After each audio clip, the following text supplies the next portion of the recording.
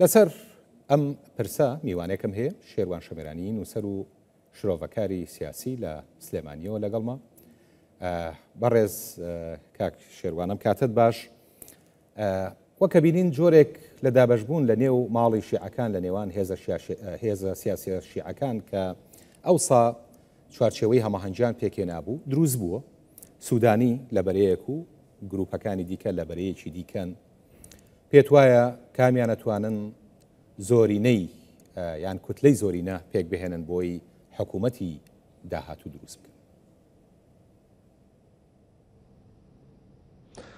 سپاس. بسم الله الرحمن الرحیم. بۆ توانین سوودانی ناتوانێت ئەگەر ئەوان هاوکاری نەکەن و پشتی نەگرن سوودانی ئەو توانایی نیە. سوودانی 46 کورسی هەیە کاکاتە لە 15 کەمتریان زیاتری ڕێژەی گشتی ژمارەی ئەنجومەنی پەرلەمانی عراقی. بەڵام لەو لاوە چوارچەوەی هەمانگی نزیکەی 120 کورسیان هەیە. ئەوان توانای ئەویان هەیە کەوا سبەینە بەبێ سوودانی ڕاستەوخۆ نامەیەک بدەنە دەست سەرۆکی بەتەمەنی پەرلەمانی عراقی و بڵێن کەوا ئێمە ناومان ئەوەیە و گەورەترین فراکسیۆنی پەرلەمانی عراقین و ژمارەکەمان ئەوەیە. ئەگەر لە ڕووی تواناوە بێت لە ڕووی ژمارەی کورسیەوە بێت چوارچەوەی هەمانگی توانیان هەیە، بەڵام سوودانی بەتەنها توانایی نییە چونکە ژمارەکانی بەو شکلەیە. من وازانم مۆزۆعی سوودانی زیاد لە ئاستی خۆی گەورە کراوە، زیاد لە قەبارەی خۆی پێدراوە. سوودانی بەبێت چوارچەوەی هەمانگی توانە هیچ جۆرە هەنگاوێکی نییە، چونکە لە کۆتاییە سەرۆکوەزیران پشتی شیعەوە و شیعەش ئەبێ لە نەوخۆیانە ڕێبکەون. بۆیە سوودانی پێویستی بە چوارچەوەی هەماهەنگی هەیە، چوارچەوەی هەماهەنگی پێویستیان بە سوودانی نییە. زۆر باشە. ئەی پێت وایە چوارچەوەی هەماهەنگی هەروە بە ئاسانیە توانێت ئەم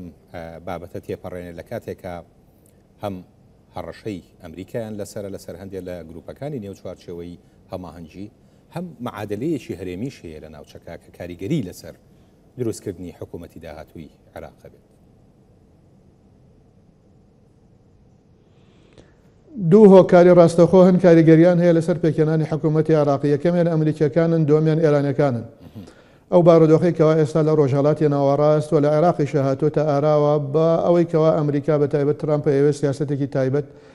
لە ناوچەکە بگرێتە بەر لەوانش عێراقیانەوەی کەوا زیاتر لە ئێرانیەکان دووریان بخەنەوە. بەڵام لە بەرامبەر بۆ کەمکردنەوەی هەژمونی ئێران بە شێوەیەکی گشتی لە ناوچەکە، بەڵام لە بەرامبەر ئێرانیش ئەوەندە پەرلەمانتاری بەدەستەوە هەیە کەوا ئێستا لە ناو پەرلەمانی عراقیە زۆر زیاتر لەوەی کەوا خۆیان تەسەووریان نەکردەوە لەوەش کەوا سوودانی بتوانێت ڕوبەڕۆیان بێتەوە. ئێستا گەر تەماشای ئەو ژمارە و پەرلەمانتارانە بکەین کەوا ئەوانە پرۆ ئێرانین لە پەرلەمانە زیاترن لەوەی کەوا لەوانەی کە پرۆ ئەمریکین یان لەگەڵ سیاسەتی ئەمریکیەکان ناگونجێن. بۆیە ئێرانیش هەژمۆنی خۆی یان فشاری دژە ئاراستەی فشاری ئەمریکیەکان دەکات بۆ ئەوەی کە هیچ نەبێت ئەو هەژمۆنی کەوا هەیەی لە دەستی نەچێ یان ئەو تەواوی ئەو سیاسەتەی کە ئەمریکیەکان ئەیانەوە لە عێراقا جێبەجێ بکەن یان پەیڕەوی بکەن ئەمریکیەکان بۆیان نەچێتە سەر. لە یەک حاڵەتە ئەمریکیەکان ئەتوانن فشارە دروست بکەن، ئەویش ئەوەیە کەوا بەڕاستەوخۆ بڵێن ئێمە لەو گروپە چەکداران نادەین، بە مانای ئەوەی کەوا ببن بە لەمپەڕێک لە بەردەم ئەو سیاسەتەی کەوا ترامپ بۆ ئەمریکا بۆ عێراق ئەوێت. ئەو کاتە ئایا ترامپ خۆی بەیان بە ئیسرائیل بەیان بە هەر ڕێوەیەک بە ڕێگایەک بێ ئاماژەیەکیان پێ بدا بڵێ کەوا من بردومانیان ئەەکەم ئایان کوژم ویان لێ یەکەم ئایان سزایان ئەدەم. بە هەر حاڵیان تهدیدێکی ئێرانەکان بکرێت ڕاستەوخۆ بۆ ئەو حاڵەتە ئەو کاتە ئەتوانرێت ڕێکەوتن بکرێت، ڕێکەوتن لە نێوان ئێرانەکان و ئەمریکەکان بکرێت. مەرجنیە لەسەر چێت کاک شێروانەمە تر بۆ لە نێوان ئەمریکیەکان و ئێرانیەکان نا ڕێگای تێئەچێت. زۆر ئاساییە ڕێگای تێچێت، ئەو جۆرە حاڵەتە ڕێگای تێچێت و لە ڕابردوو شاکراوە ئەو بارودۆخەیان ئەو گرژەی کەوا ئێستا لە ناوچەکە هەیە بەڵگە نییە لەسەر ئەوەی کەوا ئەمریکەکان و ئێرانەکان بە هیچ شێوەیە قسە نەکەن بە یەکەوە. لە ڕابردووە زۆر لەمە گرشتر بوو، بەڵام قسەشان کردو بە یەکەوە سیاسەتی شانداڕشتەوە لەسەر عراقیش لەسەر کەسایەتیەک ڕێکەوتون. بەڵام لە کۆتاییە سوودانی بەبێ چوارچەوەی هەماهەنگی توانای هیچ جۆرە هەنگاونانێکی نییە. باش، ئەگەر ڕێی تێ بچی حتممە نەبێ مامەڵەیە بکەن. مامەڵەکە لەسەر چیە بێت؟ بێگومان مامەڵەکردنە مامەڵەیەک لەوانەیە هەندێک گوشار لەسەر ئێرانەکان کەم بکرێتەوە، لەوانەیە پەیوەندی بە چەکی ئەتۆمیەوە هەبێ، لەوانەیە پەیوەندی بە ئەوە هەبێکەوە دەست لە هەندێک بوونی ئێران یەکان لە عێراقا بپارێزن وازی لێ بێنن ئەمانیش ئەوەندە فشار دروست نەکەن یان کارێک نەکەن کەوا سوودانی بەرەو ئێران بڕۆیان ئەنتی ئێران بێ ئێمە ئەوە بزانین ئەو هەنگاوەیەکەوە ئێستا سوودانی ئەوێ بینێ لە حیدەرابادی لە 2014 ویستی بینێت بەم بە وەک ئەڵێ بەهاندانی ئەمریکەکان بۆ ئەوەی کەوا لە وڵاتە عەرەبیەکان نزیک بێتەوە بەتایبەت لە سعودیە هێرشێکی ڕەگەاندنی زۆر توندی کرایە سەر لە میدیەکانی ئێران لە میدیەکانی عێراقەوە ئەوە بووکەوە بەو دەردان بردۆ خۆمان ئەڵێن کەوا ئێستا ئەیبینین ئێستا تەنانەت لە پەرلەمانی شەهر بوونی نیە ئەوەندە جورئەتی نەکرد کەوا خۆی کاندید بکات و بێتە پەرلەمان ئەو حاڵەتە ڕوئەدا بەڵام باجەکەی لێرە ئێرانەکان و ئەمریکەکان نایدن باجەکە سوودانی ئەیدا کاتێکەوە ئەو بێوێ ئەگەر چوارچەوەی هەماهەنگی ڕازی بکە کورد ڕازی بکە سونە ڕازی بکە ئەمریکەکان پشتی بگرن ئێرانیەکان ڕێگایان لێ نەگرن هەر یەک لەمانە باجی خۆی هەیە نرخی خۆی هەیە ئەبێ سوودانی نرخ بە هەموو ئەمانە بە باجی هەموو ئەمانە بە بۆ ئەوەی کەوا بتوانێت خولی دووەمی سەرۆکایەتی حکوومەتەکە بۆ خۆی دابین بکە باجی ئەمانش قرسن ینی نرخەکانیان قورسە هەندێکیان دش بە یەکی تریانن بۆ نمونە ئێستا بێەوە چوارچەوەی هەماهەنگی ڕازی بکە لە بەرامبەرە کورد چۆن ڕازی ئەبێت یان لەگەر بێوێ سونە ڕازی بکات لە بەرامبەرە چوارچەوەی هەماهەنگی چۆن ڕازی ئەبێت ئەگەر بێوێ ئێران ڕازی بکە لە بەرامبەرە ئەمریکەکان چۆن ڕازی ئەبن ینی بارودۆخەکە قورسە ینی ئالۆزیە بەتایبەت ڕێگاکەی بەردەم سوودانی زۆر زۆر پڕە لە ئاستەنگ و ئاڵنگاری هەر پێت وانە ڕێگای دروستکردنی حکوومەت پڕبێ لە ئالۆزی لە داهاتوە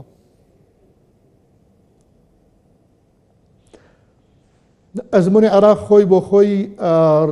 هەمیشە وا بووە ینی ئێمە زانین تەوقیتاتی دەستوریمان هەیە 4 مانگە لەو 4 مانگە هیچ کاتێک ئێرانەکان عێراقیەکان پابند نەبوون پێوەی هەموو جارێک شکاندویانە هەرچەندە فائق زەیدان لە هەفتەی ڕابردوو بابەتێکی نووسی لە ڕۆژنامەی شەرق الأوسط دوتی هەرچی حکوومەتێک پێکاتوە لە ڕابردووە ئەو تەوقیتاتە دەستوریانە هەمووی شکێنراوە بە مانایەکی تر ئەو حکوومەتانی کەوە لە ڕابردووە پێکاتون هیچیان نادەستور هەمویان نادەستورین و هیچیان بە گوێرەی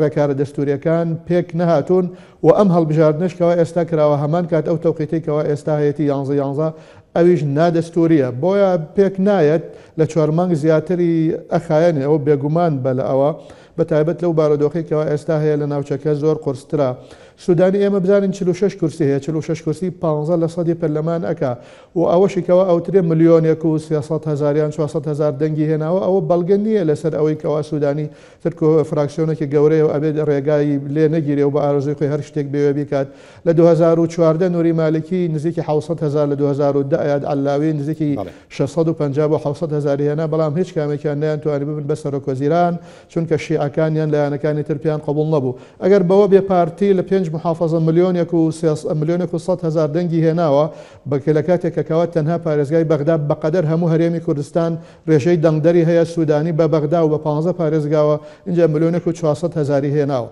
بۆیە بەو شکلا یعنی ئەو قەبارەیە نابێ بدرێ بە سوودانی سوودانیە بۆ دهۆک سوودانی هیچ شتێکی پێنێ بێ بۆ دهۆک من ئەزانم گلەی لێ بکرێ باشترە لەوەی کەوا هەر هیچ بەڵێنێکی پێ بدرێت هاتە دۆک تەنها گوێی لە بگیرێت و بەس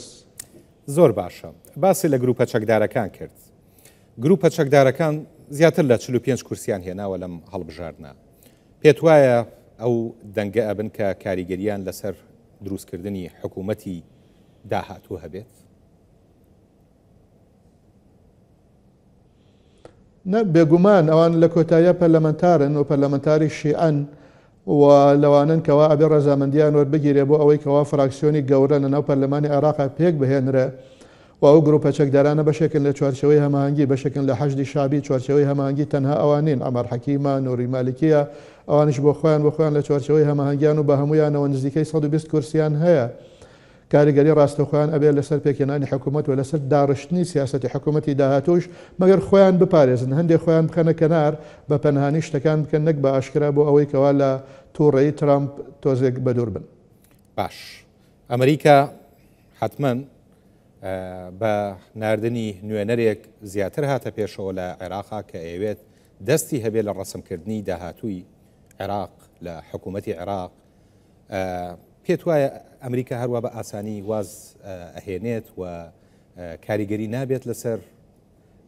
ئەم گروپانە و ئەو کوتلانەشی کە ئەیانەوێت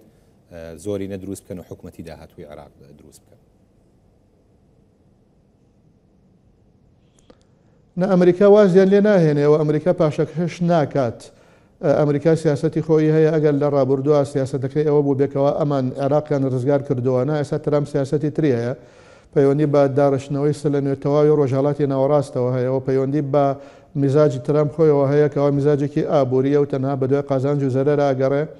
و پەیوەندی بەوە هەیە کەەوە هەژمونێک بۆ ئێران دروست بکات و ئەمریکا بکاتەوە بەو دەوڵەتە زلهێزەی کەەوە فەرمان دەرەکات و هیچ کەسێک بۆی نەبێ بڵێ نەخێریان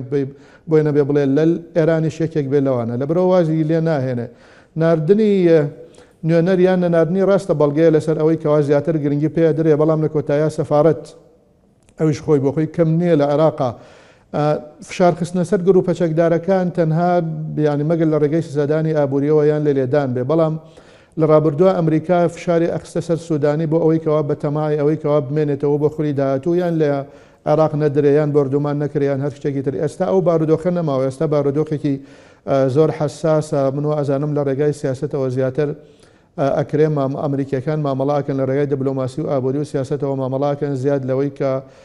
تهدید بە بەکارهێنانی هێز بکرێت دیسانەوە ئەڵێم لەگەڵ ئێرانەکانە منوازام ئێران ئازایە لەو حاڵەتانە و لەگەڵ ئێرانەکان لەگەڵ ئەمریکەکان ڕێکەکەوێ بۆ ئەوەی کەوا عێراق پێک بە حکوومەتێک پێک بهێنرێت چونکە لە کۆتاییە هەردووکیان نایانەوێت عێراق تووشی گرژی و ئاڵۆزی بێەوە ئەیانەوێت لەو بارودۆخی بیپارێزن ئێرانەکانیش بە هەمان شێوە چونکە ئێرانەکان ئەوێت گروپە چەکدارەکان بپارێزن بۆ ئەوەی کەوا لە کایی سیاسی عێراق کاریگەری ڕاستەخۆیان هەبێت تا لە ڕێگەی ئەوانەوە ئەوش کاریگەری ڕاستەخۆی هەبێت لەسەر داڕشتنەوەی دەوڵەتی عێراقیەوە لەسەر ئاراستەکردنی ئەو سیاستە دەرەکیانی کەوا عێراق ئەیگرێتە بەر ئەو بەو شکڵێ هەرچەندە سوودانی بێوێت هەندی هەنگاو بنێت بەڵام لە کۆتاییە مەرج نییە هەر شتێک ئەو بێ بیکە نمونەیەکت بۆ بێنمەوە تەنانەت لە کاتی لە هەندێک حاڵەتە قاسم سلەیمانی ڕاستەخۆ لەگەڵ دبلۆماتکارە ئەمریکەکانە دانیشتنی کردووە و بەرژەوەندی شانگۆڕیوەتەوە و چ لە ئەفغانستان بێت چ لە عێراق بێیان لە هەندێک شوێنی تر و زانیاری هەواڵگریشی داوە بە ئەمریکەکان لە کاتێکەکەوا زانی بێتی بەرژەوەندی ئێرانی تیا لەبەرەوە ئەو حانگاوەش دوور نییە ئێرانەکان لەو جۆرە هەنگاوانە نەسڵ ئەکەنەوە نەغەریبە پێیان کە ڕێکەون لەگەڵ ئەمریکەکان. باش ئێستا گرژێکی زۆر لە نێوان با بڵێن مالیکی و سوودانیا هەیە و ئەو گروپانەی لەگەڵ مالیکیان بەرامبەر بە سوودانی پێت وایە ئەگەر هەیە ئەمانە بەیەکەوە ڕێکخەون یان بواری تایە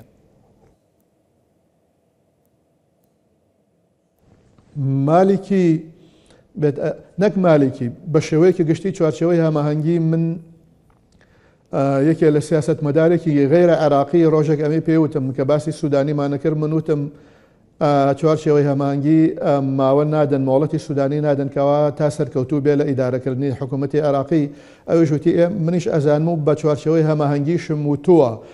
وتومە پێیان لە کاتێکا خۆی هی خۆتانە و نوێنەری خۆتانە کە سەرکەوتوو بێ بۆ شیعە و بۆ خۆتانە بەڵام ئەوان ڕێگەیان نەئەداکەوە سوودانی هەنگاوەکانی بەباشی بنێت تەنانەت بەرامبەر بە کوردیش و خۆشی زۆر ئازان نەبوو ترسنوکێکی تیا هەیە سوودانی لەبەرەوەی مەنسەبەکەی پێخۆشە لەبەرەوەی حەزی لە کورسەکەی هەندێک تەنازولاتە کات و ترسنوکێکی تیا هەیە هەموو چوارچەوەی هەماهەنگی لەگەڵ سوودانیا بە جۆر نین بە تایبەت نوری مالکی ئەبەو شێوەیە بڵێ نوری مالکی هۆکارەکەی ئەوەیەکەوە ئەو خۆی بە کەسایەتی سیاسی ڕەمزی ناو شیعە ئەزانێەوە تا ئێستا خۆی بە کەسایەتی یەکەم ئەزانێ و لە هەندێک شوێنیشا و ئاماژەی پێکرێکەوە خاوەنی دەوڵەتی قوڵە لە عێراق هەتا ئێستاش بۆی هەندێک کەس پێ غەریبەکەوە لە سوودانی کەمتری هێناوە و بەتەمای ئەوەشەکەوە ئەو ببێ بە سەرۆک وەزیران ئەگەر ئەویش نەبێ بە سەرۆک وەزیران کەسێ بێت کە لە نزیک بێ لە خۆی و خۆی دای بنێ ئەوەیەکەوە ململانیەکەی لە نێوان سوودانی و مالکی بە شێوەیەکی ورد. بەڕێز شێروان شەمێرانی نووسەر و شرۆڤەکاری سیاسی لە سلێمانیەوە لەگەڵ ئێمە بووی سپاس بۆ ئەو کاتێ بە کوردستان بەخێر باش.